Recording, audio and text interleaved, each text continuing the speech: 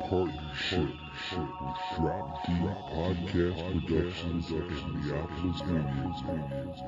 This is the Low Gunman Podcast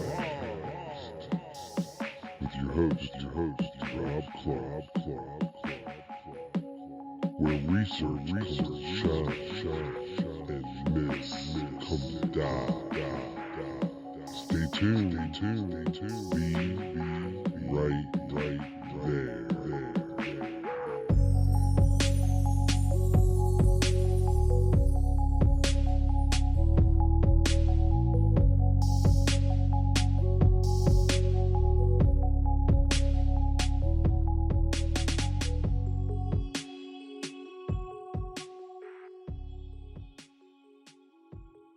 Garrison operates from the second floor of the Criminal Courts building with a small, partly amateur staff. His investigation is largely financed by private businessmen and seems puny compared to the vast Warren Commission probe he's trying to overthrow. Yet he obtained an indictment against his first suspect, Hsca. The key witness was Perry Russo, a young insurance salesman who says he overheard Shaw, Oswald, and Ferry plotting the assassination in New Orleans 2 months before it took place. He was hypnotized to help him remember. A supporting witness is a Negro convict and dope addict. The Shaw case is only part of Garrison's conspiracy theory, which is, briefly, that a well-financed right-wing group staged what amounted to a coup d'etat by killing Kennedy and the U.S. administration hushed it up. It begins with the assumption that Lee Oswald knew Jack Ruby, the man who was to kill him. Let me first make a reference to Oswald's address book, which is in volume 16, XVI, and it's Commission Exhibit 18. Now, if you turn to page 40 in this volume, page 40 being page 40 of XVI, you will see the number written in Oswald's handwriting, PE81951. PE81951. If you go to XXB25, the Jack Ruby's phone calls, you'll find that on June 10th, 1963, Jack Ruby called PE81951. That's the same phone number that Lee Oswald has in his address book, as printed in volume 16 of the exhibit. Perhaps the more significant example to us is the fact that Ruby and Oswald have been seen together, but I cannot go into that at this time because we get into an area of evidence which I'm not free to comment on. Everybody, and welcome to the show. This is the Lone Gunman Podcast, and I am your host, Rob Clark. And with me today, we have a fellow JFK researcher and friend and listener to the show, a longtime supporter. Welcome, everybody, to the show, Jake. What's up, Jake? Hi, thank you. How you doing, Rob? Thanks for having me on the show. Oh, no problem, man. It's my pleasure. I'm doing great. The weather's good. The sun is shining. What more could you ask for, right? Yeah, it's nice and beautiful over here, too, today. Can't complain about the weather. We're sitting inside recording a podcast, dude, so. Yeah. Right. That's all right. We got plenty of time to enjoy the rest of the day as we get through this. Now, folks, not only do I talk to the haters of the show, but I also love to talk to the people that support and like the show, like Jake, who reached out to me, and I'm happy to have him on the show. Today, we're going to talk about the Hsca trial, a little bit about Garrison's investigation, what was going on down in New Orleans. And all right, Jake, I'm going to ask you a question. Okay. Have you seen the movie JFK? Oh, of course. That is the reason, actually, I saw it probably when I was too young, and that is the reason why I watched it, like why I'm so into the JFK assassination. My dad sat me down and I watched that movie. I think I was like 6. So I know all about it. Oh, yeah. I mean, that's what initially captured my attention as well. Yeah. I mean, it's a classic. I mean, as far as being factually accurate, of course, you know, we can argue that point all day, but as far as being a catalyst for getting people involved in and interested in the assassination and the investigations into it, it definitely has a wide appeal for that, for sure. And of course, you know, it was instrumental in getting the JFK Records Act passed and the reason we have a lot of these files now. But today, Jake, we're going to go back in time a little bit to the Garrison investigation and the Hsca trial. And of course, in the movie, you know, The closing statement is one of those phenomenal, can't forget movie moments.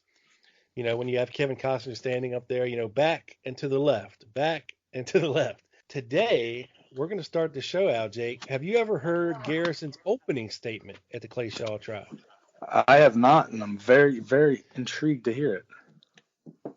Yeah, well, I hadn't either until I looked this up because, I was always, I tried to stay out of the murkiness of the actual Clay Shaw trial. I mean, the Garrison investigation itself is something that I've looked into and something that interests me. But as far as the actual Clay Shaw trial, I never really got too deep into it. What about you? Not as much. I just pretty much what you've read about it and said about it. I don't know. I try to stay away from that part. I was more interested in the pre-60s, those are all the documents I kind of been looking at in the archives. But the Garrison investigation seemed like it had a lot of flaws. Like, it seemed like he was just trying to stick the paint onto somebody, you're the guy. And he didn't have enough resources to prove it, Yeah, I always thought that too. I think he might have had something had David Ferry lived a little longer. Yeah. Yeah. But yeah, I sure. think he was pretty much clinging to Clay Shaw. But it wasn't like he didn't have anything pointing to Clay Shaw. Oh. Now, whether or not I believe Perry Russo, which was his star witness, is a whole nother thing. Yeah, well, the thing is about that is, that he had some kind of good information, because he wouldn't have had all of his researchers and all of his investigators under, the CIA's payroll, and that's the kicker there. He had people that were working for the other side working for him. So how was he supposed to get anything done to begin with? Oh yeah, I mean they were infiltrating his office, stealing his files, everything else. So everything under the sun. Definitely a mess, and he was definitely on their radar for sure. Yeah. And whether it be something so benign as the CIA was worried that their whole Cuba deal, what they were doing to Cuba in the early '60s was going to come out, or if it was oh my God, Oswald's a CIA asset or agent or informant or something, or something even in the middle of that. But interesting. So let's just jump right into it. Garrison's statement to the Shaw jury, right? Yep. So he starts off talking to the jury, defining the words criminal conspiracy for them. And what he says is a criminal conspiracy is the agreement or combination of two or more persons for the specific purpose of committing any crime, provided that an agreement or combination to commit a crime shall not amount to a criminal conspiracy unless, in addition to such agreement or combination, one or more of such parties does an act in furtherance of the object of the agreement or combination. So essentially what he's saying is a criminal conspiracy involves two or more people entering into an agreement together to commit the crime. So he's got to lay the groundwork first for this jury, and trust me, he's got a lot of train tracks to lay here. And what he says is, as required by the definition of a criminal conspiracy, the state will prove the following overt acts. Number one, a meeting of Lee Harvey Oswald, David Ferry, and the defendant Clay Shaw in the apartment of David Ferry in the city of New Orleans during the month of September 1963. Number two, a discussion by Oswald, Ferry, and the defendant Shaw of means and methods of execution of the co-defendant and David Ferry agreed that as part of the plan they would make sure they were not at the scene of the assassination. Their plan for the day of the shooting would be engaged in a conspicuous activity in the presence of as many people as possible. And the defendant Shaw stated that he would go to the west coast of the United States. Ferry, not as positive about his alibi, said he thought he might make a speech at a college in Hammond, Louisiana. As the state will show, Shaw made his way to the west coast, and Ferry, after a long drive back from Texas, made his way to a Hammond, Louisiana college where he slept in a dorm room. By a month after the meeting, Lee Oswald had moved into a rooming house in Dallas under an assumed name. By the following month, when the time for the president's parade arrived, Oswald was on the parade route at the Texas School Book Depository where a job had been found for him. By the night of Friday, November 22nd, the president was dead. Ferry was driving through a thunderstorm to Houston, and the defendant Shaw was out on the West Coast. Lee Oswald, however, was in a Dallas jail, ending up as the scapegoat. What do you think so far, Jake? Sorry, I had it on mute. Oh yeah, it's about spot on for the investigation. What like Garrison had said. I mean, I don't think he had a chance to really prove any of those meetings or anything that happened though, and that's kind of like the downfall. Because you can prove that Lee Harvey Oswald and David Ferry knew each other, but you can't prove that they all got together before that, even if that person said that, you know? Right. I mean, we have the picture. We know he was in the CAP program at the time that Ferry was, heading it. That's for sure. So they had to know each other. Yeah, Rob, and of course, I always thought about this, like on a side note. Like how come, yeah. All right, so Boy Scouts. Your mom, you were in Boy Scouts, whoever's in Boy Scouts, like your mom knew the scout leader, right? Like, they were kind of friendly. You would think that, Lee Harvey's mom would have known who David Ferry was, just being like, oh yeah, he used to take the kids camping, Like I just right. I always thought that was a little bizarre. She had no clue who that guy was. Yet there's a picture of him with his son, Yeah, I mean, trust me, I don't think she was the greatest mother in the world, and being a single parent back then to 3 boys, she was probably working a lot, not really too worried about their extracurricular activities, and maybe he was just at that age, 14 or 15, where she trusted him to go off and do whatever, whenever, with whoever, who knows, But yeah, it is odd, definitely. Yeah, I always never could get a grasp on that part, Yeah. I don't know. Yeah. But anyway, I digress. I know. The FBI, thanks to Jack Martin, of course, was hip to David Ferry. 3 days after the assassination, of course, after Oswald was killed, they pulled Ferry in and interviewed him. The FBI did in New Orleans, just to talk to him, thanks to Jack Martin's accusations. And of course, Jack Martin was a source for a lot of the information that Garrison had. Even though I don't think he was ever called to the grand jury or used as a witness in the Clay Shaw. And part of me wonders why that is, unless he just didn't want to do it. You gotta wonder why. Yeah. I mean, I don't know, because that guy for some reason comes off more credible. I guess maybe because he works for Bannister, or Yeah, that's another problem, because Bannister is, of course, dead by then as well. Yeah, that's the killer. Trial. Yeah. So, all right, the opening statement goes on. He talks to the jury about the planning, the conspiracy. He says, our jurisdiction here is limited to New Orleans, although we will later offer evidence concerning the assassination in Dealey Plaza in Dallas because it confirms the existence of a conspiracy here in New Orleans. It is the position of the state of Louisiana that regardless of the power which might bring about the execution of a president of the United States, whether it is initiated by a small group or the highest possible force, neither the planning of his murder nor any part of it will be regarded in Louisiana as being above the law. And so, with David Ferry now dead and Lee Oswald now dead, the state is bringing to trial Mr. Shaw for his role, as revealed by evidence, in participating in the conspiracy to murder President John F. Kennedy. Returning our attention to the cluttered apartment of David Ferry, the evidence will show that Perry Russo had been a fairly close friend of David Ferry for some time prior to the meeting between the defendant, Ferry, and Lee Harvey Oswald. So that's the second part of his opening statement, Jake. What do you think about that? Well,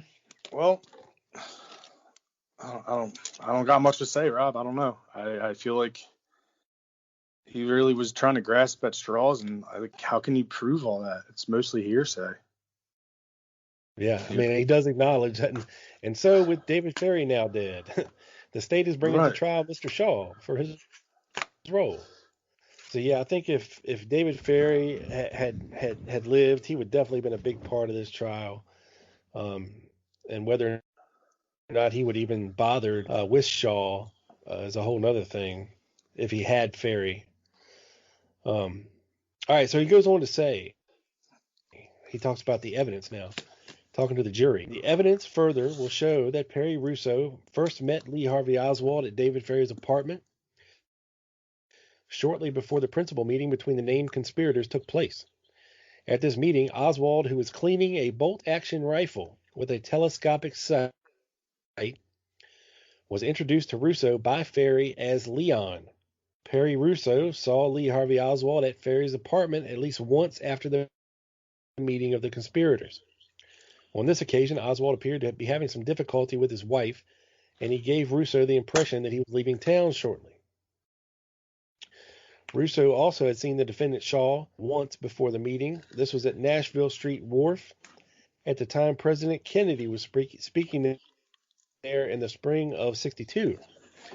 The defendant Shaw was also seen by Russo with David Ferry subsequent to the assassination at Ferry's service station in Jefferson Parish. In connection with the testimony of Perry Russo, the state will introduce into evidence pictures of the defendant, David Ferry, and Lee Harvey Oswald, as well as pictures of the exterior and interior of David Ferry's apartment at 3330 Louisiana Avenue Parkway, and other corroborating evidence.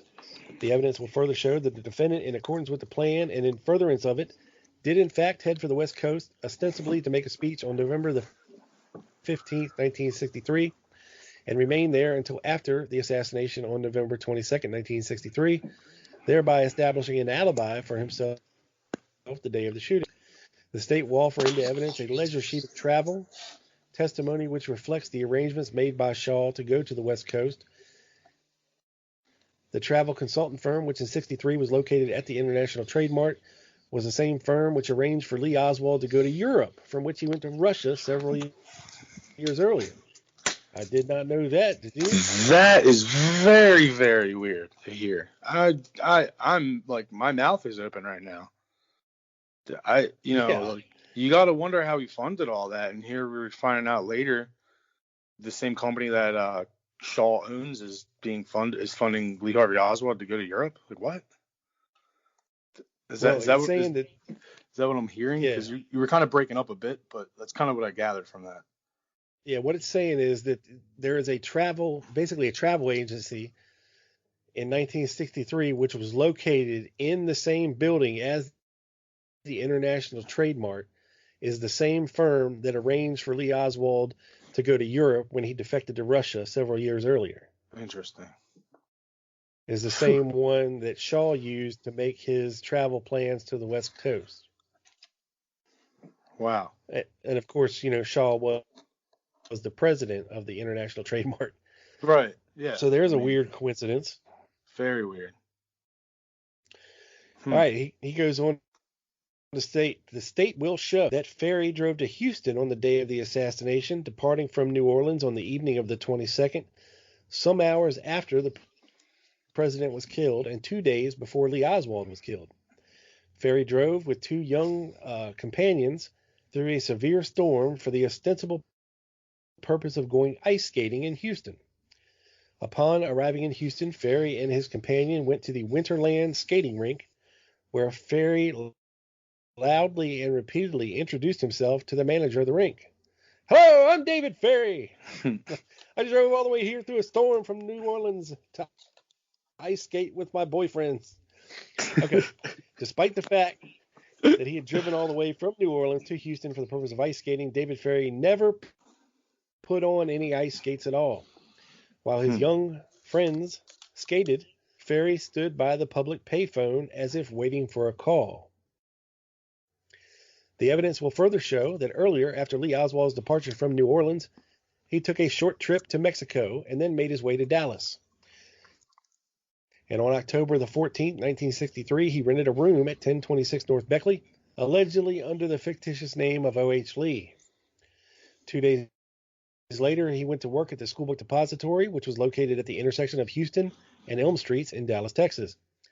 At the book depository, Buell Wesley Frazier was employed in the order filling department. Frazier lived in Irving, Texas, a suburb of Dallas, and was a co-worker of Oswald's. Oswald's wife and baby daughter also lived in Irving with Ruth Payne, a friend of the Oswalds.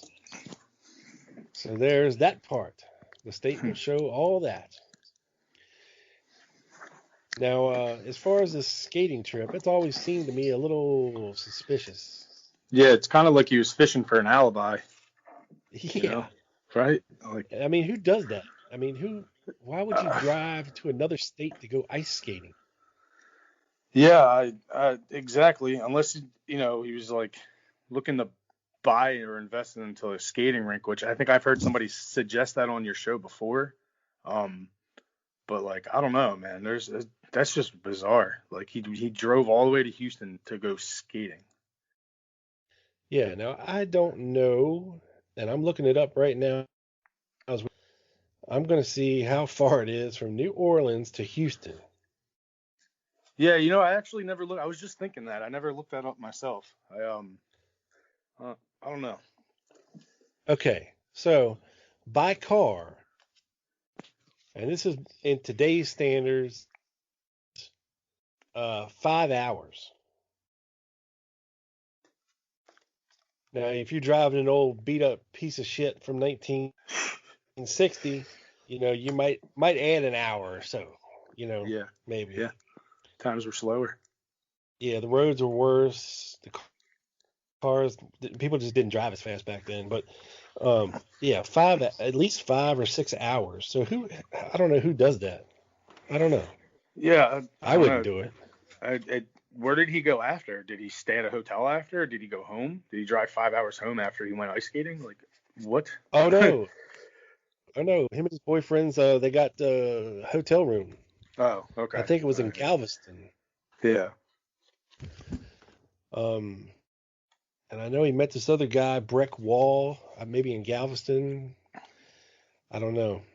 Hey Rob, I have a quick Yeah. question for you. Have you ever heard of the Permindex document? The document that links Clay Shaw to the Permindex? Yes. Yeah. So I always thought to myself, I felt like if Garrison had that document, maybe he could have, had more of a substantial chance of winning, improving it. But I don't know. Oh yeah. I don't know. It's even any of the documents that were later came out in the I guess it was in the early 70s or for the HSCA that actually linked Shaw to being a CIA asset in the 50s. Yeah. If he had those. Yeah, you could at least. I mean, that's smoking gun stuff. Exactly. And I don't know. I actually came across those Permindex documents a couple of years ago, and I always felt that way about the Garrison trial. And if he just would have had those papers, and it's crazy because somebody had those papers and knew what the hell important they were. They just hit them. Yeah, that's for sure. Now, a lot of these researchers can trace this stuff to Montreal and Louis Bloomfield and Permindex and to Israel and all this stuff. I haven't really gone too far down that rabbit hole as of yet. One rabbit hole at a time, Jay. Yeah, well, I just actually wrote that one down so I could look them up. There you go. Yeah, there you go. All right, the next part of the opening statement from old Jolly Green Giant here is he says, since Oswald had an apartment in Dallas, he made arrangements with Frazier to ride to Irving with him on the weekends. Oswald thereafter rode to Irving with Frazier every Friday except the one immediately preceding the assassination. Oswald did not go to see his wife and daughter on that weekend because he said he was working on getting his driver's license. However, that next week, Oswald once more broke his ritual with Frazier. On Thursday, the 21st, November 1963, Lee Harvey Oswald asked Frazier if he could ride to Irving that night for the purpose of picking up some curtain rods for his apartment. On Friday morning, November 22nd, Frazier drove Oswald from Irving to the TSBD. Oswald had with him a package wrapped in brown wrapping paper. When he inquired as to its contents, Frazier will testify. Oswald replied that the package contained the curtain rods he had returned home to pick up the night before. Frazier will further testify that Oswald told him that he would not be returning to Irving that night on Friday, November 22nd, 63. Frazier will testify that he entered the schoolbook depository building that morning about 50 feet behind Lee Oswald. Oswald was still carrying the package. Frazier will testify that he saw Oswald a couple times that morning but never saw the package again. Around noon of that day, Frazier went to the front steps of the schoolbook depository to watch the presidential motorcade, which was due to pass directly in front of the book depository. While the motorcade was passing, Frazier heard 3 shots, which sounded like they came from the area of the underpass near the grassy knoll in front of the president. At the conclusion of Frazier's testimony, the state will introduce into evidence pictures of a paper sack found in the TSBD, as well as pictures of Dealey Plaza as it appeared on the day of the assassination. Evidence will also indicate that a bolt-action Mannlicher Carcano was found at the depository, and that based upon the testimony of Buell Frazier, this rifle had been brought there by Lee Oswald that morning when he arrived with Frazier. With regard to the assassination itself, the state will establish that on November 22nd, 1963, President Kennedy and John Connally, who was riding in the same limousine, were wounded as a result of gunshots fired by different guns from different locations. Furthermore, the state will show that President Kennedy himself was struck by a number of bullets coming from different guns at different locations, thus showing that more than one person was shooting at the president, thus proving a conspiracy. The evidence will show that he was struck in the front as well as the back, and that the final shot which struck him came from in front of him, knocking him backwards into the car. What do you think about that, Jake? Well, I feel like Frazier gets a lot of love for saying he told the truth, but they hid his documents about his his lie detector test, and other employees have come out and said that he lied about dropping off Lee Harvey Oswald in front of the building and not even following him from behind. So what makes this guy credible at all, Exactly. Part of this, what he says here kind of jumped out at me. He says, based upon the testimony of Buell Frazier, this rifle had been brought there by Lee Oswald that morning when he arrived with Frazier. Mm-hmm. But then Frazier contradicted himself when other employees said that, I think it was your episode. I've watched it a bunch of times. This is your episode 100, I think. Where's Your Rider? I think the name of the episode is. Great episode. It goes into a lot of this, which makes me think nothing against Frazier. God bless you. You're an old man, and nothing but respect for you. But I could see a 19-year-old lying to cover himself up. Even if it was just oh crap, I helped this dude bring a gun to work, not knowing what he was going to do with it, or whatever. I think he really lied. Yeah. They needed to have somebody credible to say that it was him with the gun. So yeah, they arrested the poor kid, put a confession in front of him to sign, gave him a lie detector test. Yeah, didn't he say he was going to threaten him by hitting him or something if he didn't sign it? That's Frazier's sensationalized story. Yeah. Now, of course, whether or not any of that actually happened, we don't know. Well, we'll never be able to prove that either, man. It's his word versus the world, Yeah. I would love to see the Buell Frazier arrest report. Me too. Or the lie detector test. That would just be enough for me. The police can lie. They can say you failed the lie detector. Really? can tell you that. Yeah, That's messed without up. any repercussions. They can say, you know what, we gave you this lie detector. We see you're lying. Um, now you want to tell us the truth? I mean, come on, we're going to charge you with this if you don't tell us the truth. It's funny, Rob, is like lie detector tests aren't even considered like real science anymore. Yet we still use them every day too. But I don't know. I just thought it was weird that they hid his lie detector test. Like, why? Why hide his? And where's Lee Harvey's? Where's all the Yeah. Why didn't they where's all give the him one? where's the recording of the 18 hours that he was in? Like, I don't want to hear a little handwritten down thing on a note piece of paper. Like, no, like I know they had recordings back then. I know somebody was in there recording that. They had to. There's no reason not to. You know. I don't Yeah, know. I I agree. think he gave up everybody, and they still just were like, "Oh, it was you," and they just covered it all up. Yeah. Well, I mean, from Yeah. the notes that we do have, you can see they deep sixed his alibi for sure. Because Yeah. in two different ones, he stated, when Fritz's notes and Bookout's notes from the interrogations, he twice said that he was out front watching the presidential parade. Yeah. And One he said one out front with Bill Shelley. The other one said, that he went out to watch the presidential parade. yeah, Bill Shelley, I mean, it's not like he would cover for him and lie for him either, though. I don't know. I don't know. It's just that's all weird. Like, how did he know Bill Shelley was out there if he wasn't out there?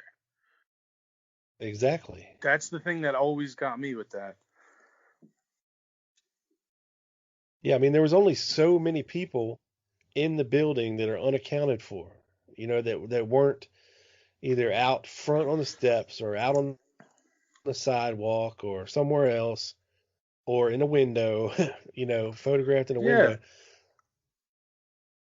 One of Yeah. them's Jack Doherty. Nobody knows really what the hell he was doing because his testimony is all over the place. Isn't You got is he the one that said that he saw Frazier drop off Lee Harvey Oswald? I forget, was Shelley? I forget who it was. Oh man, no, I need to rewatch that episode. It was a good episode. that was shit. What was his name? Edward Shields. Shields, yeah, Shelley Shields. That's yeah. I feel Yeah, bad 'cause out of the all other those warehouse there.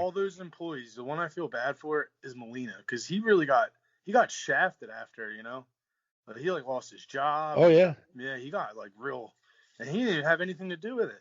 I don't think, at least.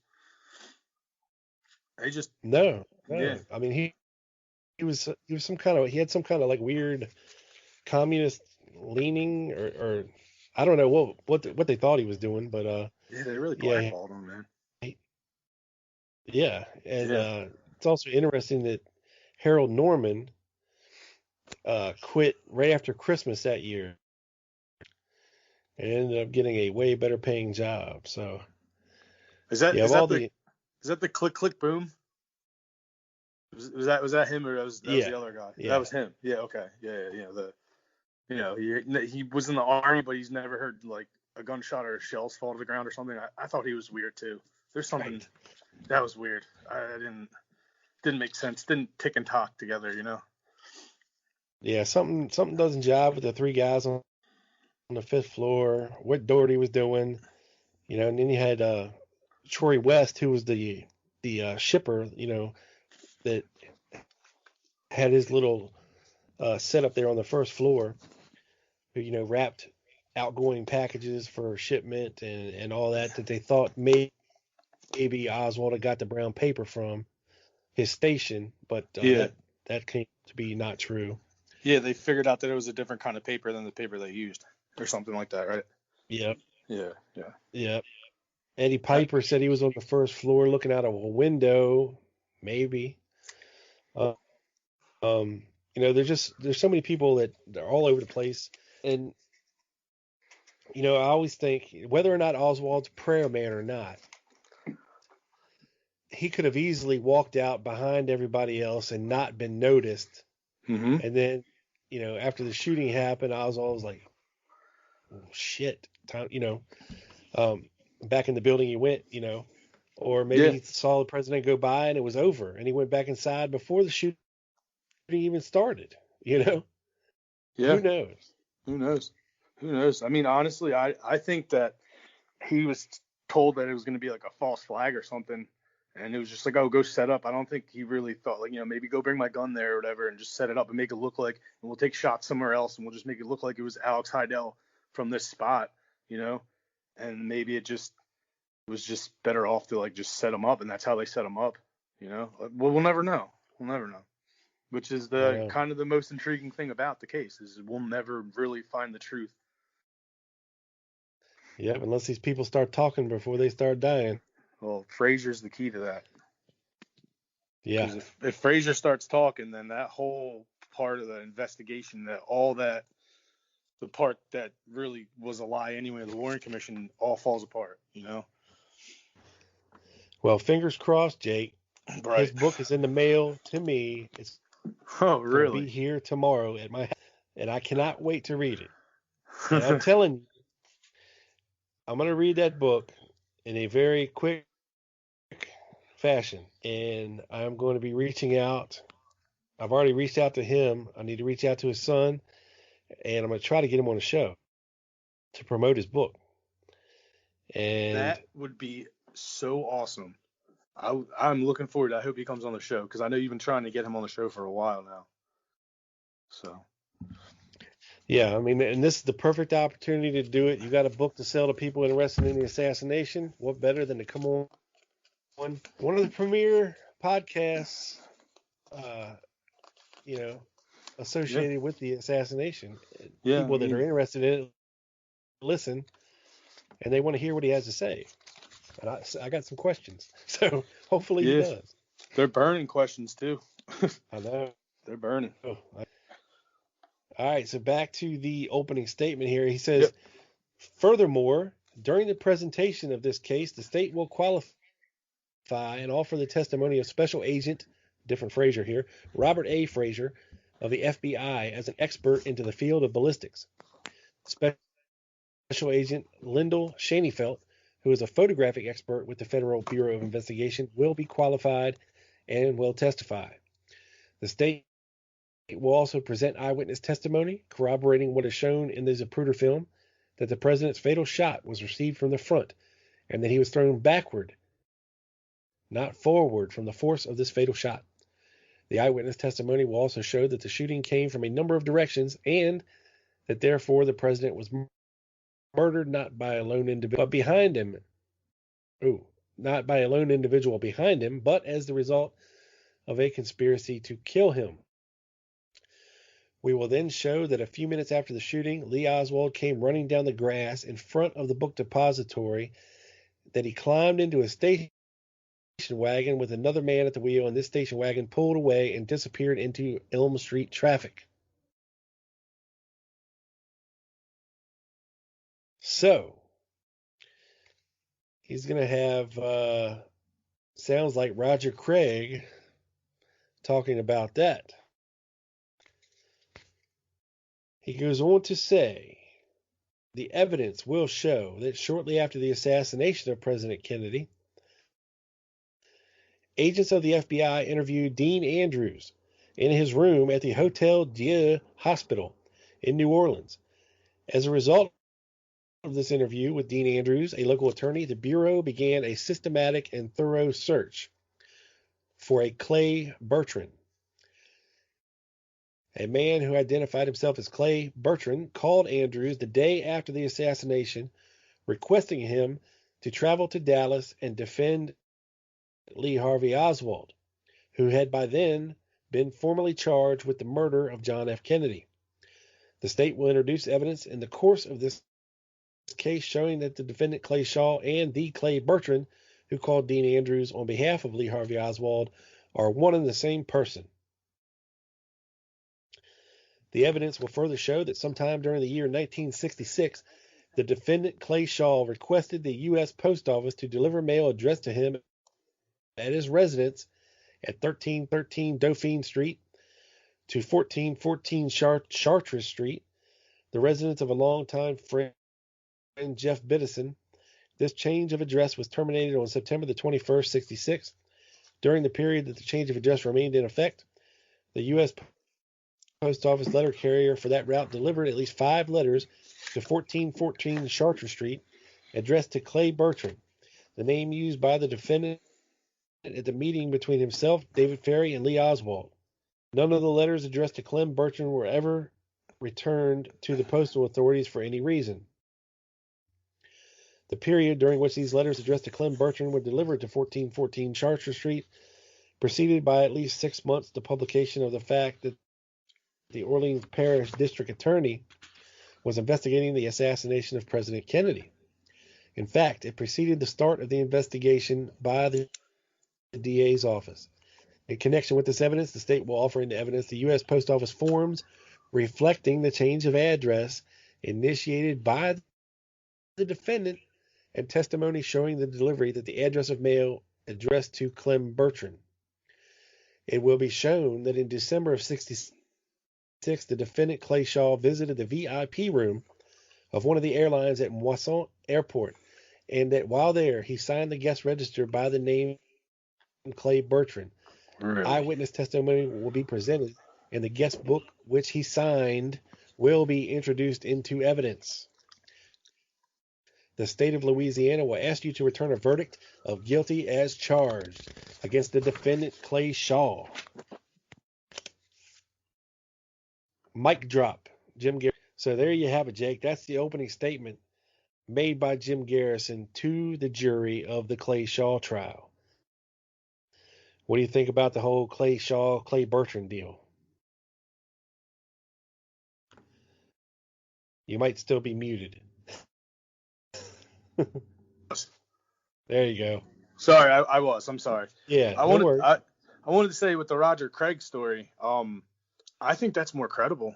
He's a police officer, and why would he lie? What does he have to lie about at that time? You know?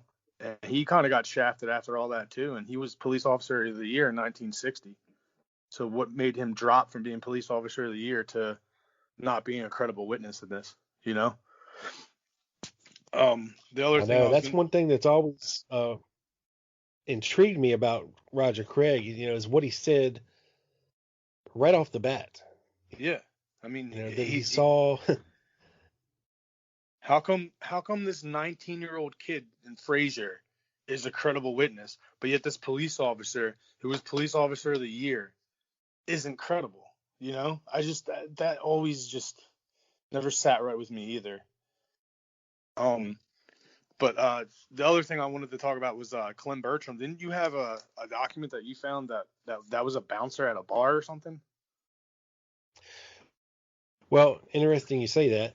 H.L. Arledge, he wrote an article, I think it was 2 years ago now, where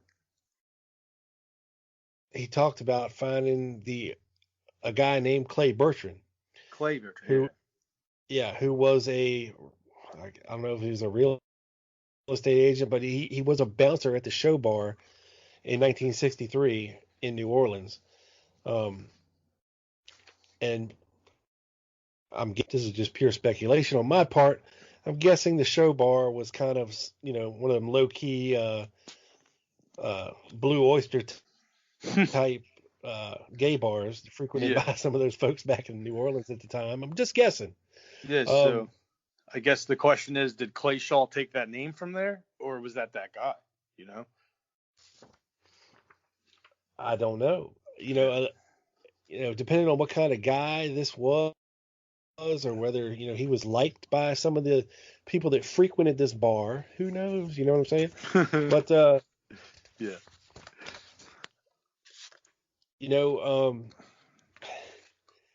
I have a document here, and this is an FBI document, and it is from March 6, 1967. Now, Aaron Cohn was the head of the New Orleans Police Department at the time, right? Okay. And this is interesting. So check this out. It says, for informational purposes, advised on February 24, the individual using the name Clay Bertrand is actually Clay Shaw. Informant stated he called Louis Ivon, investigator for Garrison, and told Ivon that he had heard that Clay Shaw and Clay Bertrand were one and the same. And although Ivon would not confirm this information, appeared very upset and wanted to know where informant developed this information. Aaron Cohn, managing director of the Metropolitan Crime Commission of New Orleans, advised he had received information that Clay Bertrand and Clay Shaw were one and the same. Cohn advised he picked this information up from one of 89 news sources that contacted him. Cohn advised that he also received information that there is a man named Clay Bertrand, here you go, Jake, living in Lafayette, Louisiana, a real estate broker that lived in New Orleans about the time of the assassination of President Kennedy. Cohn, unable to supply additional information, R.E., the real Clay Bertrand of Lafayette, Louisiana. So this is an FBI document from 1966, dude. They knew about the real Clay Bertrand. The FBI did. They knew. And yet nobody. Am I on here still? Can you hear me? Yeah, I got you. Okay, yeah. Sorry, I didn't know if I was still muted. Yet nobody wanted to feel inclined to tell anyone while the investigation's going on that you can prove it, Like this Aaron Cohn, he could have proved Garrison's case for him. Right. With the Permindex file, too. I mean, I understand that's why the nail in the coffin with the Permindex file. Like, crazy.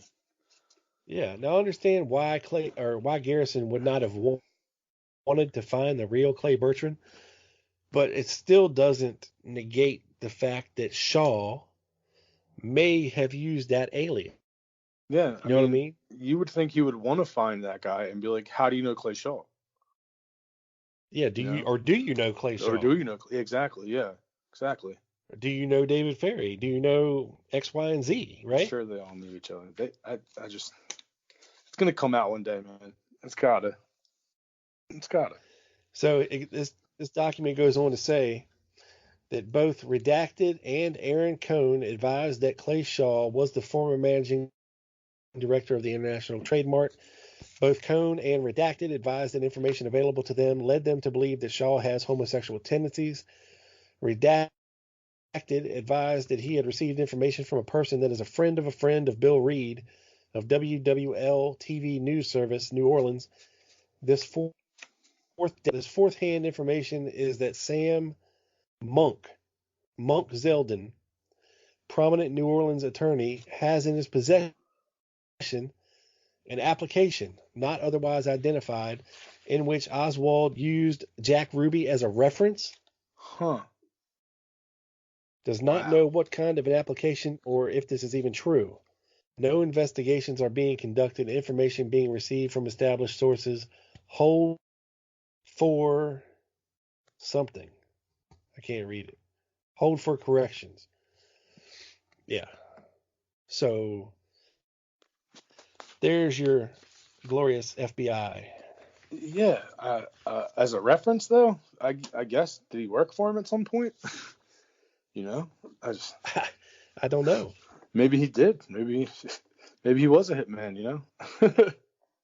Who knows? Hey, I don't know. I mean, I wouldn't use a mob boss as my reference, but I guess maybe he had some pull. Who knows? Well, I wouldn't say a mob boss, but I wouldn't use somebody associated in the mob as a reference. Right. I don't know. Yeah. So then I got another FBI document from New Orleans office to the director. Attention is also to the director of Division 5 of the FBI and Division 6. Urgent. Teletype. District Attorney Jim Garrison. Clay Laverne Shaw, victim. New Orleans. Teletype. March 3 last. Caption, quote, assassination of President John F. Kennedy. At approximately 12:25 this date, Shaw appeared at New Orleans office of the FBI with his attorneys, Diamond and Wegman, at which time Shaw, with the assistance of his attorneys, furnished the following information. Shaw and his attorneys advised they wished to file a civil rights complaint against Jim Garrison, insomuch as they believed that Shaw's civil rights had been violated in connection with charges against Shaw filed by Garrison. They stated they believed that Garrison had manufactured the testimony of several witnesses utilized by Garrison in the recently concluded trial of Shaw. In regard to the testimony of Vernon Bundy, the so-called black heroin guy, they stated that Bundy, an admitted heroin addict, testified that he observed Shaw and Oswald meeting at the New Orleans lakefront. They stated prior to Bundy's testimony at the Shaw preliminary hearing 2 years ago, Bundy had been given a polygraph test which he had failed, and that the NOPD officer who gave the test had so informed Garrison. Upon hearing this, Garrison allegedly remarked, I don't give a damn whether he's lying or not. We did not tell him to lie, so we are protected." Unquote. In connection with the testimony of prosecution witness James Hardiman, an employee of the post office, testified in the summer of 1966 he delivered mail to a friend of Shaw's addressed to Clem Bertrand. They advised it is their understanding that the son of Hardiman is currently under open charges for theft, which are on file in the criminal district court in New Orleans Parish. So what they're saying basically is they think that Garrison did the old post office guy a favor in return for saying that he saw mail addressed to Clem Bertrand, which, believe that or not. How do you prove that? How do you prove that? Right. Yeah, it's just an allegation. That's the total mark of attacking someone's character, if I ever heard it, Oh, yeah. Because considering, Garrison seemed to be more credible, and this Hardiman guy being a postal employee, being high up in the postal employee, he seems like he would be a little credible too, versus the Vernon Bundy guy, which right. Kind of killed your case, man. Yeah. And then he goes on to say, in connection with the testimony of Roger Craig, who testified for the prosecution at the time of the assassination, he was a deputy sheriff at Dallas, Texas, and was present during the questioning of Lee Harvey Oswald at the Dallas PD. He testified as to alleged statements made by Oswald. They informed that they had been in contact with Captain Will Fritz, who was in charge of the assassination probe, who told them that he knew Craig and that Craig was not present during any attempted questioning of Oswald.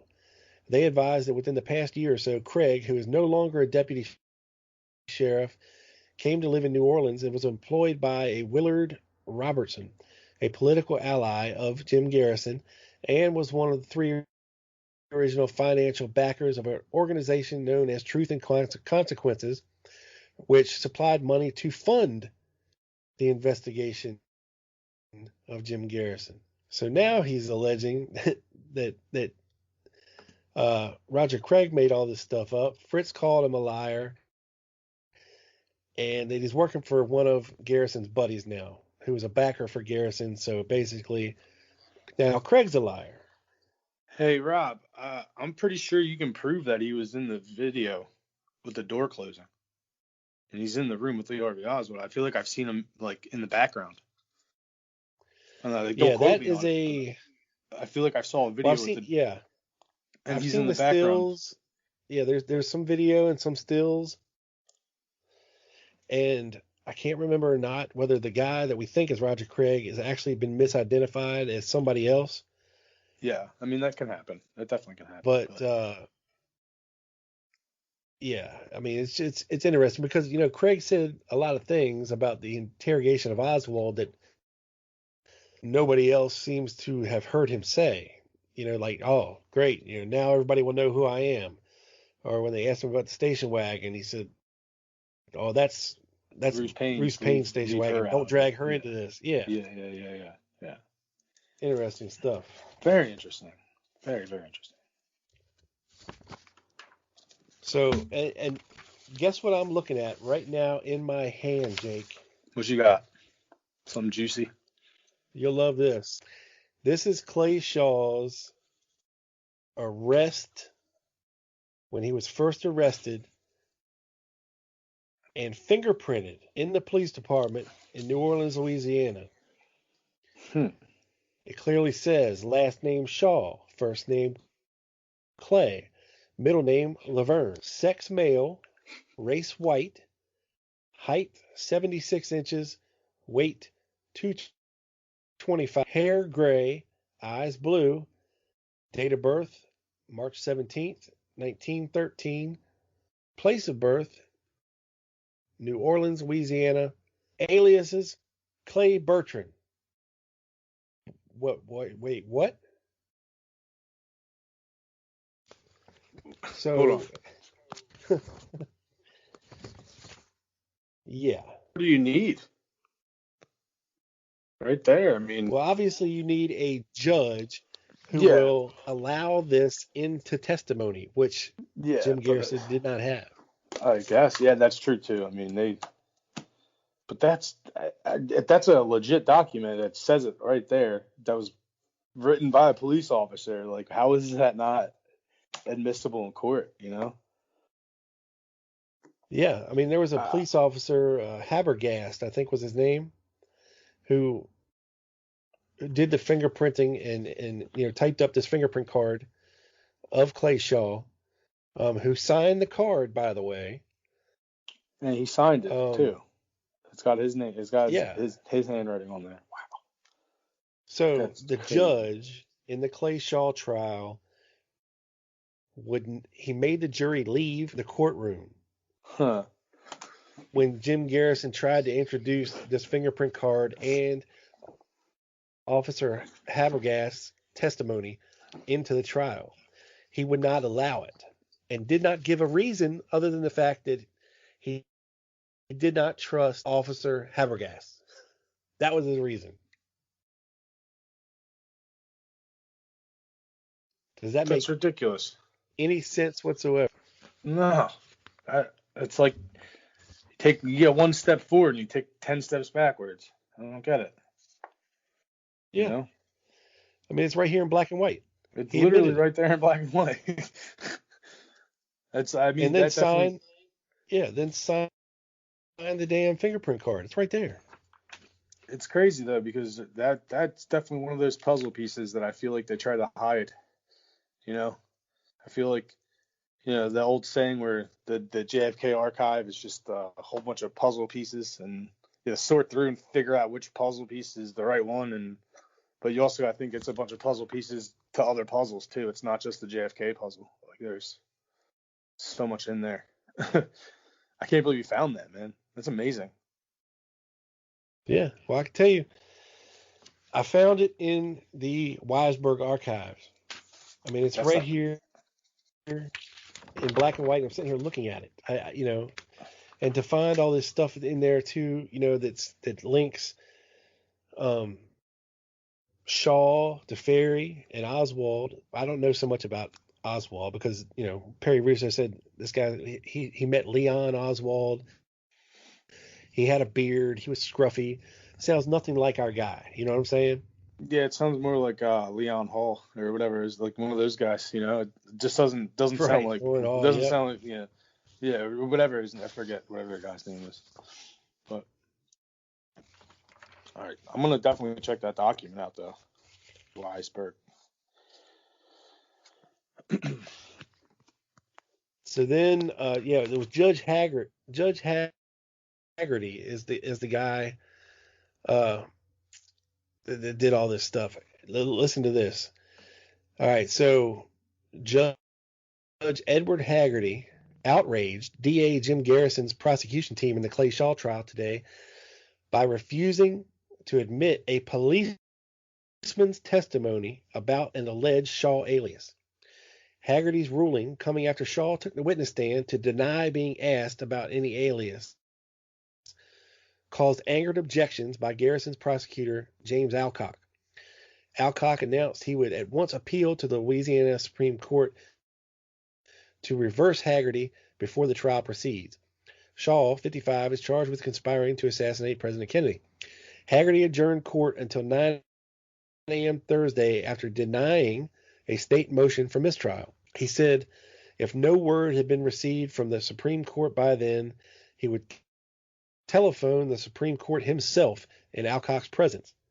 With the jury out of the courtroom, Alcock tried to lay the groundwork for testimony by New Orleans policeman Aloysius Habegorst that Shaw gave the alias Clay Bertrand during fingerprinting after his arrest on March 1st, 1967.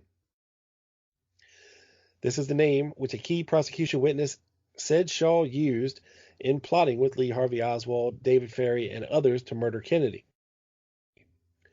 Shaw, called by the defense to the stand for testimony, limited to this one issue, said he was asked no question by Habegorst. Shaw said no mention was made of an alias and he did not give one. Haggerty, in remarks leading up to the ruling, said Shaw's constitutional rights were violated in him not being able to have his attorney with him during the fingerprinting and in Habegorst's alleged. Habegorst, the judge said, violated Shaw's rights if he asked the questions about an alias without a lawyer present. Even if he did, it is not admissible in this court, Haggerty said. If Officer Habegorst, that's got to be the most ridiculous thing I've ever heard. I'm sorry, but I can't believe here that. comes That's the how most they threw ridiculous that out. thing you've heard. That's the ridiculousness of the week, man. That's your ridiculousness of the week. Yeah. Well, it gets better. Check this out. He says, even if he did, it's not admissible, Haggerty said. If Officer Habegorst is telling the truth, and I seriously doubt it, Alcock leaped up emphatically and said, are you passing on the credibility of a state witness in front of the press and the whole world? He says, it's outside the presence of the jury. I do not care. The whole world can hear that I do not believe Officer Habegorst. I do not believe Officer Habegorst. There, I said it twice. So this judge sounds like a real dickhead, man. Yeah, this guy really paid off or something, man. Wow. I got a good question. How many people do you think get fingerprinted daily without a lawyer present? Well, I'm pretty sure it's not a violation of your constitutional rights to be fingerprinted. Yeah, I'm pretty sure it's part of the gig. They do that before you're pretty even sure arrested. Oswald got fingerprinted. Yeah, where was his lawyer? Without a lawyer. Oh my God, man, where was his lawyer? I'm sure the lawyer would have had something to say with the lineups that he was put up against. Right. Ridiculous. I will say, among other things. I will say for Lee Harvey Oswald being like 24 or 23 or whatever he was very intelligent. People seem to write that off and say he was dumb or he didn't. He came off very intelligent. You just listen by the way he carried himself and the way he spoke. He might have had like a form of dyslexia or something, but he was very intelligent. He knew his stuff. Yeah, I agree. I think that was just to batter his name to get the sell of the lone gunman aspect of it. It was just to make him look like some dummy who would just, because he was way more intelligent than they put out. If you watched that interview that he put back in New Orleans, I think it was in August in '63. Oh yeah. Yeah, man, he was so well spoken and just he seemed like he could have become a politician or something. Yeah, when he was debating Brignier on the radio, yeah. Yeah, he killed it, man. I listened to that thing a couple of times. All right, it goes on. Alcock, his face red and his voice trembling, moved for a mistrial, and the judge immediately denied it. Then Alcock said he would appeal to the state Supreme Court to reverse Haggerty. And then Shaw, in a surprising move, took the stand after several police officers had testified about Shaw's arrest and the fingerprinting routine, from which the defendant's attorneys were barred. Shaw testified he signed a blank fingerprint card because he was told that unless he did so and was fingerprinted, he would not be allowed to make bail. So essentially, so he's saying he signed a blank card. So essentially, it's the judge is going from Shaw's word versus this police officer's word. Right. Pretty much. So we're going to believe this upstanding New Orleans businessman over a police officer who was told to serve and protect. Especially in the '60s, I feel like they actually did their jobs back then. Not that they don't now, but you know what I mean. Like, Yeah. I don't know. Unbelievable, right? Crazy. I just can't believe a judge would believe one person over another person, especially the other person being a police officer. That never happens. Yeah. Never. Never. Unbelievable. Yeah, that's ridiculousness of the week, man. Should save that one. I wish I still had that soundbite drop. Oh my god, I wish you did too. That would have been great. I actually sometimes All right, randomly. Jake, I got one more thing, huh? I was gonna say I randomly do that sometimes. It'll be like ridiculousness of the week. Oh, I say it to myself all the time. Yeah, that's funny. All right, So what you that got pretty for me? much wraps up the whole Garrison trial and his opening statement and some of the asshattery that was going on back then. But I figured I'd throw in one more thing for you, and a lot of people have not heard about this, and it concerns Roger Craig. Now, of course, everybody knows, Roger Craig later in life in the 70s allegedly committed suicide, in the mid 70s, 74, 75, I think. But, he had been in several car accidents. He had been shot in the chest, opening the door, answering the door one time. His car was blown up another time. So it's really hard to tell, what this guy was up against or what he was facing or why. But I came across something, a story that Roger Craig had written about a man that he met in Dallas in 1970. So he starts it off saying this, and it's a weird story. I've never heard it before, so I figured I'd share it with you today. It says, on Wednesday, October 27th, 1970, I went to downtown Dallas to Jack Revel's campaign headquarters to pick up some campaign signs. The headquarters was not open, and I decided to visit a friend who works at a restaurant across the street. While talking to my friend, the conversation turned, as it often does, to the assassination, and he and I discussed this in the past. During the course of our conversation, a man who I had not met before entered into the conversation. He, of course, did not know me. I told him that I was from out of town and that I was interested in facts that hadn't been printed and in persons that may have known Jack Ruby or Lee Oswald.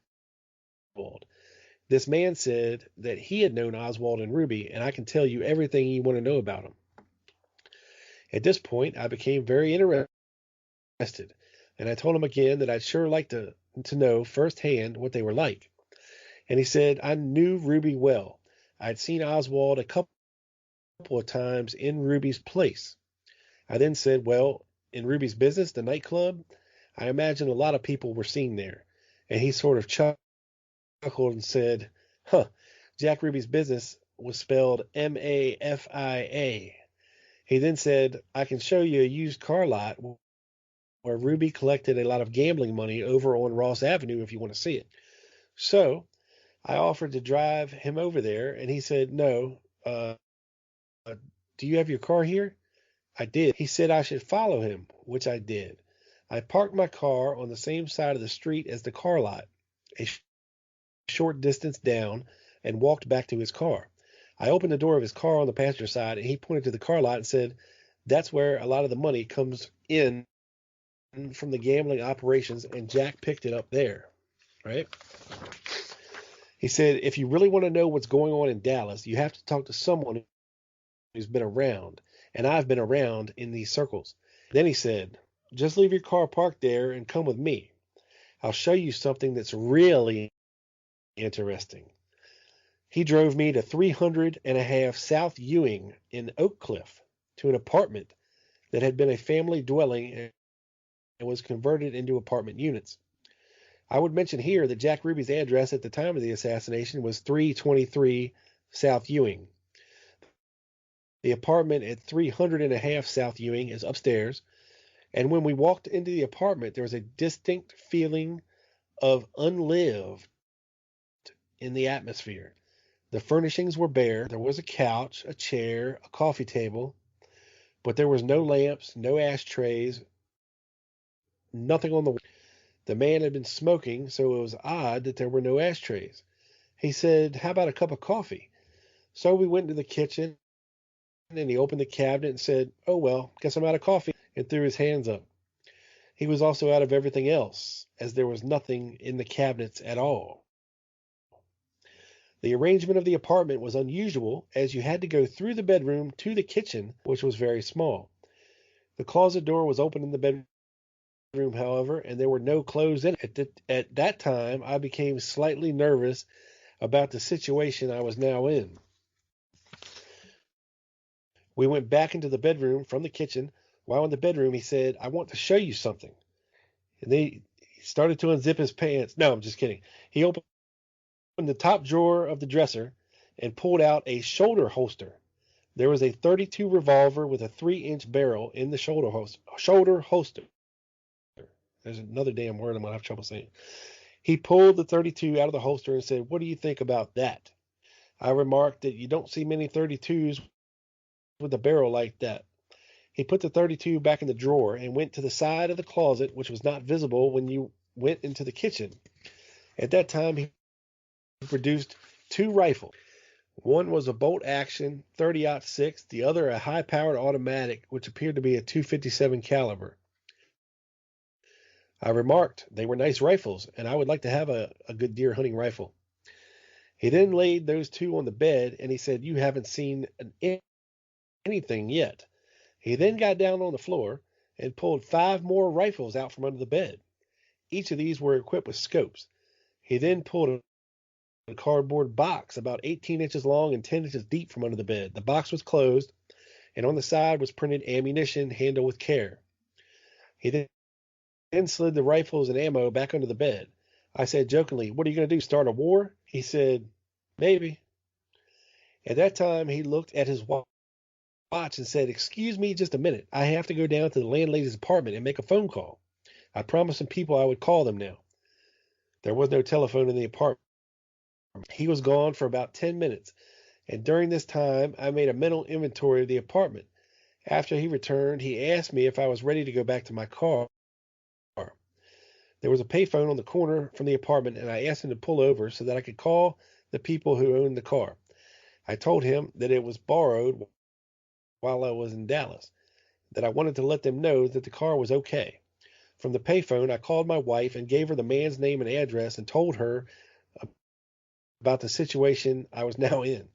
His name, as he gave me, is A.E. Allen, 300 South Ewing, Dallas, Texas. Before we went to his apartment or the apartment, I hold him being Before we went to his apartment or the apartment, I hold him being from out of town that I didn't know much. I don't know who wrote that sentence, but it's fucked up. But that I'd heard that Ruby was in the gun running business. He said that Ruby wasn't actually buying and selling weapons, that people in higher positions made arrangements for the buying and selling of weapons, that Ruby was mainly the go-between for delivering the money and making arrangements for the storage of the weapons until they were shipped out. During the course of the evening, he made the statement several times that if you want to stay healthy, don't say anything to anybody in Dallas about the assassination unless you're damn sure you know who you're talking to. He then said that there are a lot of people in Dallas who are out to get him because he knows too much. One of the strangest things that he did was drive on East Jefferson to a used car lot and stop. There were 2 men inside the offices, and he went in and talked to them. I stayed in the car and could see through the window of the office. He was only in there for a few minutes. His car was a light blue Oldsmobile 66 model. When he came out of the office, he got into a gray Old sitting on the lot and drove it onto the drive, stopping just before he entered the street. He motioned to me, and I was watching him. I got out of the blue olds, and he took me back to my car in the gray olds. On the way to my car, he kept repeating, "There's a lot more to this assassination than they'll ever know." In taking me to my car, he cut across Fort Worth Avenue. While driving slowly along, he pointed out certain private clubs, saying that he wasn't allowed in one or the other. My first thought that he was trying to give me the impression that he was knowledgeable of the workings of the Dallas underworld. However, it really seems that he was using a delaying measure, since it took from 10 p.m. to 11 p.m. to drive me to my car. Ordinarily, a 15-minute drive at that time was extended into an hour and 15-minute drive. When I got out of his car at mine, he said, "I'll call you tomorrow." He had implied previously during the evening that he was going to give me more information. I had given him a number to reach me by, and needless to say, I did not hear from him after the incident that followed. I looked over my car when I parked it. When I got into it, I turned the key over to start, and there was a muffled explosion, and white smoke and fire came out the sides of the hood. The hood has a double latch and did not blow. Fire was coming in through the air vents under the dash, and a pillow was burning inside the car. I jumped out of the car, raised the hood, the engine, hoses, firewall, and even even under the bell housing was ablaze. Several persons came up, and someone called the fire department. A man named Bill Bookin was walking by about the time it happened. The fire department used 2 cans of chemical to extinguish the fire. This was one of the hottest fires I've ever seen. There was no smell of gasoline before or after. There was no backfire as the car had not started, and afterwards the gas lines were checked and there were no leaks. There was an air breather in the car, and in fact there was no mechanical reason for the explosion. This happened to me at 4625 Ross Avenue. Mr. Cookin took me to Anderson's restaurant, where I called my wife and she arranged for my brother Dwayne to come after me. I didn't know that I'd been injured until I felt warm blood running down my shirt after my brother picked me up. I had lost quite a lot of blood by the time I made it to the emergency room. I was there for 3 hours. A police report was made. I had received 5 puncture-type wounds in the chest area. One vein had been severed and had to be tied and stitches taken into the wounds. X-rays were made also. I went to our family physician the following day and had the stitches removed the following Monday. It was never completely determined what exactly hit me. Another close call. The doctor in the emergency room said I was lucky the wounds had not been lower, and our family physician said I was lucky the wounds were not in the neck. So, I suppose I'm just a lucky guy all the way around, Jake. Wow. What do you think about that Roger Craig story? Yeah, I mean, sounds like that guy knew exactly who Roger Craig was, and he just wanted to entertain him for a little bit till that bomb was set up, you know? Yeah, I don't very know. odd. Odd that he met some guy and then they like hung around for a while, and then he goes back to his car and it got set up with a bomb. Like, it's weird. Yeah, come back to my creepy serial killer apartment and look at all my Right. guns. And like we can overlook Jack Ruby's apartment because it's right down the street. So weird. Yeah, mind blowing. Yeah. Mind blowing for sure, definitely. I mean, the guy obviously had to go up to Roger Craig and know that he was Roger Craig, right? Like, Well, yeah, for sure. he had to have. He had to have. There's like no other way. Like, he singled him out, I guess. I don't know. And I find it odd that he went to a used car lot on Jefferson Street, which is Isn't that right right around where, the corner from 10th and Tibbet- Jefferson where Tibbet got Yes. shot. Isn't that where Lee Harvey Oswald dipped out too? Wasn't there a used car lot or something? That was a gas station. That's what that was. My fault. Yeah, but Yeah, they found the jacket in the gas station parking lot. I wonder how far away that is. well, there was a couple of used car lots over that way because that's where that guy worked who said he saw Oswald running that got shot in the head and then changed his mind after that it was Oswald. Oh yeah. Oh man, what was his name? Benedetti was that his name? I forgot. No, what was his name? A different guy. He was one of General Walker's buddies. Wait, is this the guy that had the video? Like all of like pretty much like what Lee Harvey Oswald was gonna do, and they found it was like one of Walker's buddies. You know what I'm talking about, right? You had it on the show a couple years ago. Yeah, no, that was the Martin film. Yeah, I'm that's trying to remember who that guy was. It was Bill somebody, I think. Is this the one? Sure. It's the one that Dago's that they thought Dago, had Daryl Wayne Garner supposedly shot in the head as he was closing up that used car lot. Yeah. Okay. Yeah. Hey. And he was a buddy of General Walker. But I can't remember his name.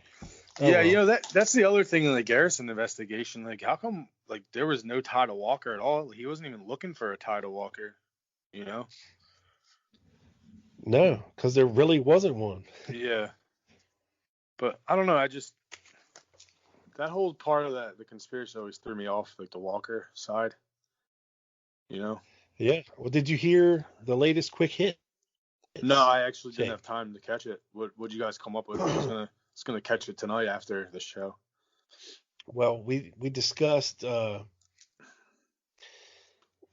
General Walker letters that I'd found to the HSCA, Blakey to be specific, basically telling them that the Walker bullet that they have is not the same bullet that was taken from his house. Oh.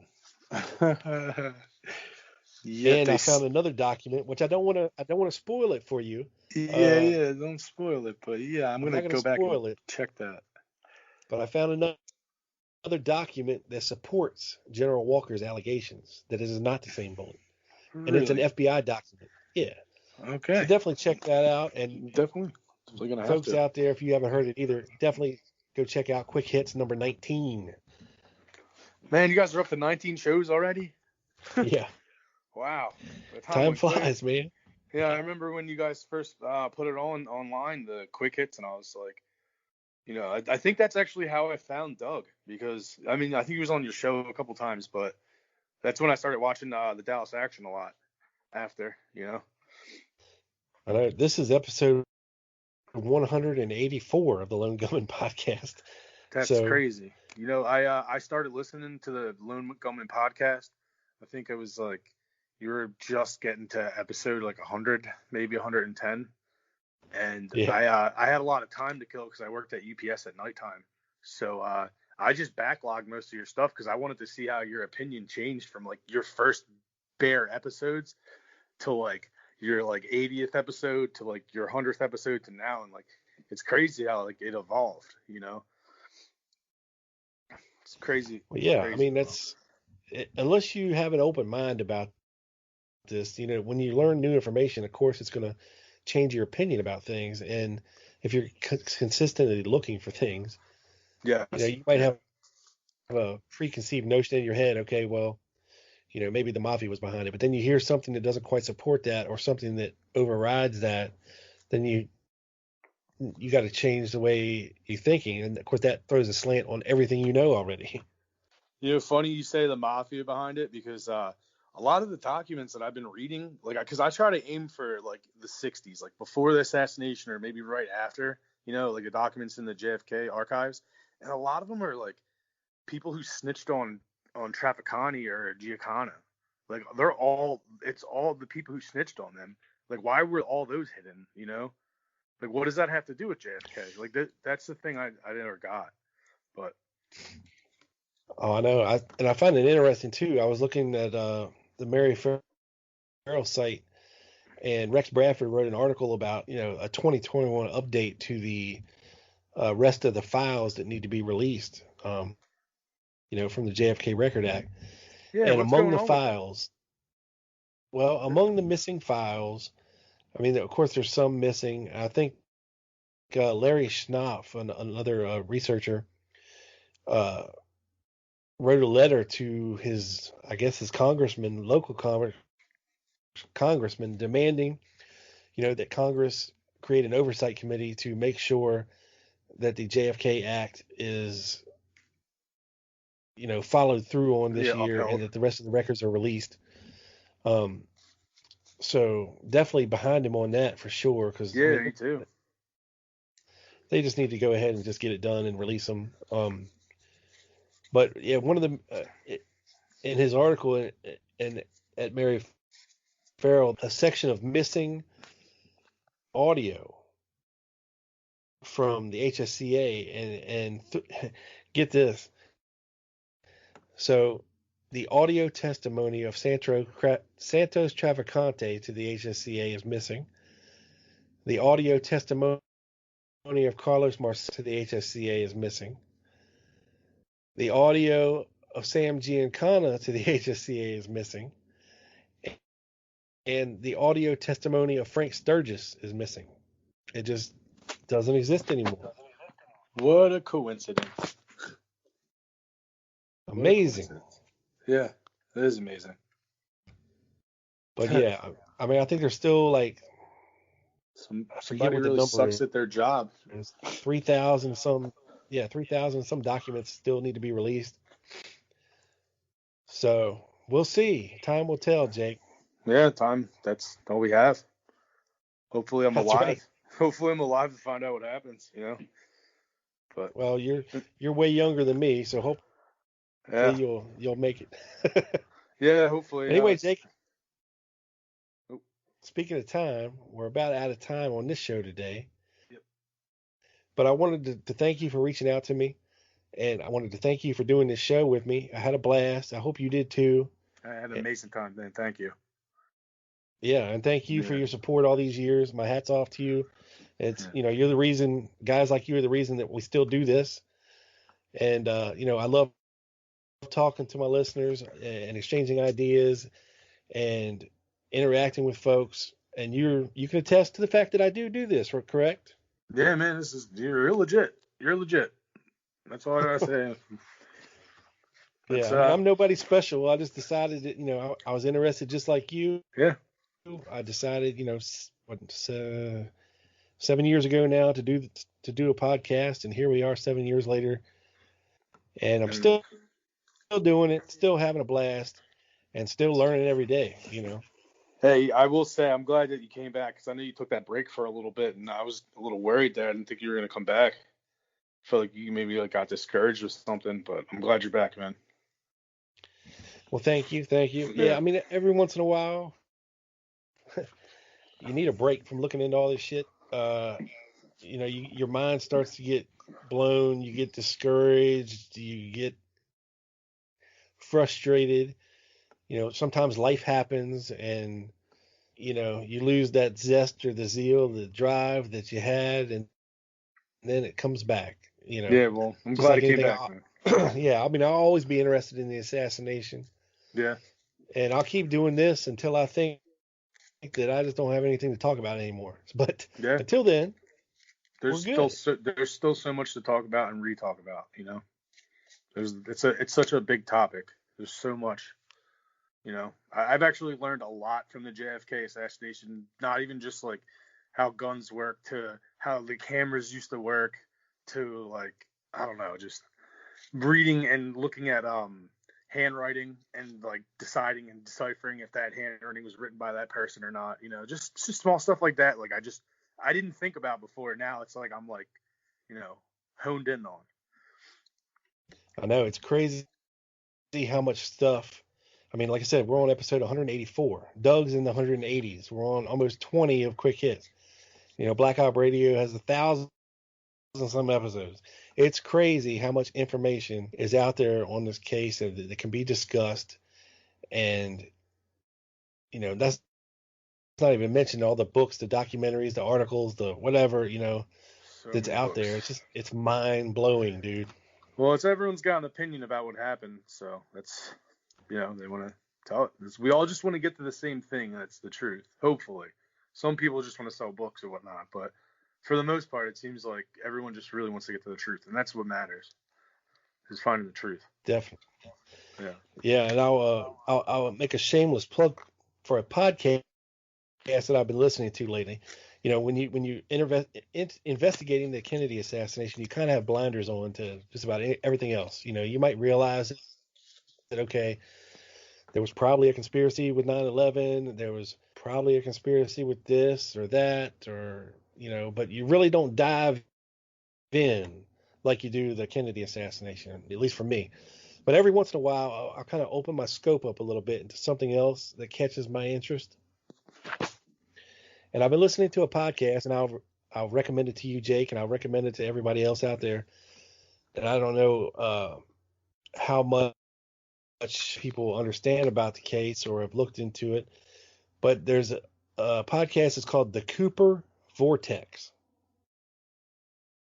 and it's all about the DB Cooper case. It's crazy. Yeah, I love that, man. I definitely going to check out that podcast because I was definitely into that too. I always thought that was a crazy story. So, Yeah, I mean, you'll be able to catch up on a lot. The podcast started two years ago, and there's probably maybe 50 or so episodes up to now.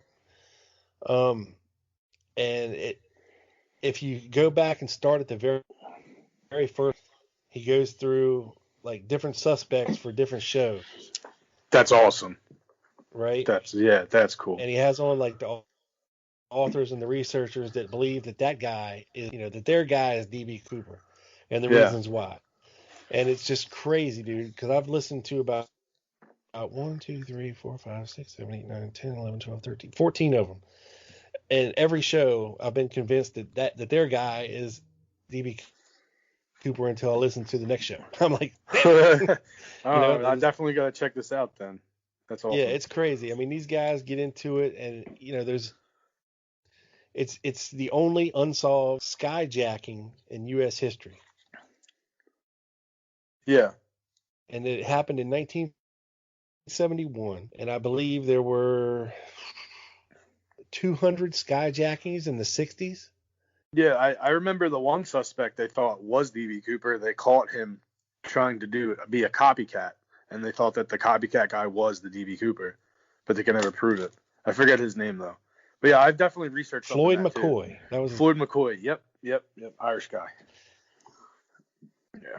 Yeah, but I mean, it's crazy to listen to the detail and the effort and the time spent by these people to, investigate the case. There's a lot of similarities, when it comes to the JFK assassination and how the FBI wanted to try to save face and they couldn't figure out who he was. So they said, well, he probably died in the fall, and the case closed, Yeah. until some money turned up 9 years later. Some little kid found money, right, in the creek. Yeah. Yeah. Imagine finding that. But, yeah. Lucky kid. No doubt. Right. But, I mean, that money's worth more money. Hear, it appears that Mr. Cooper, or whoever he was supposed to be, got away with it and lived. And it's crazy to think about. And it's kind of cool to hear it investigated. And, the guy might still be alive to this day, and we just don't know who he is yet. So, but that's my recommendation of the week for a new podcast. If you want to check it out, the Cooper Vortex, get sucked into that. So, all right, Jake, that's about it for this week, buddy. I appreciate you stopping by the show and doing this with me. Yeah, thank you, man. Thanks for having me on the show. This is a great time. I had a lot of fun. This is awesome. I appreciate it. Cool deal. Hey, stick around for me for a second. Yep.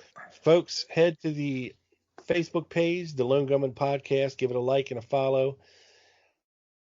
Also, you can follow me on Twitter at The Lone Gunman 7.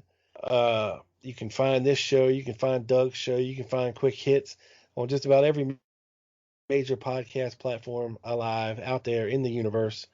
So check them out. Make sure you're listening. Follow. Give us a like. Comment if you want to. I might answer. I might not. Just depends on how it goes. I try to keep up, but sometimes, you just got to pass on some of them.